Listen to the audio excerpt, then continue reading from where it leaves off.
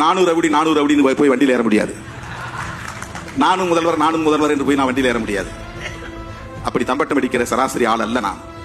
தமிழ்நாட்டு மக்கள் ஒரு நாள் தெளிவை பெறுகிற போது துணிவை பெறுவார்கள். சிறுத்தைகளை அமர வைக்க வேண்டிய இடத்தில் அமர வைப்பார்கள். அப்படித்தான் 25 ஆண்டுகளாக இந்த களத்திலே தாக்கு பிடித்து நிற்கிறோம். ஒரு பைசா கையில காசு கிடையாது, தம்பி பைசா கிடையாது. தேர்தல் அரசியலை அடியெடுத்து வைத்த போது எப்படி இருந்தோமோ அப்படித்தான் இன்றைக்கும் இருக்கிறோம். 4 எம்எல்ஏ இருக்கலாம், 2 எம்பி இருக்கலாம்.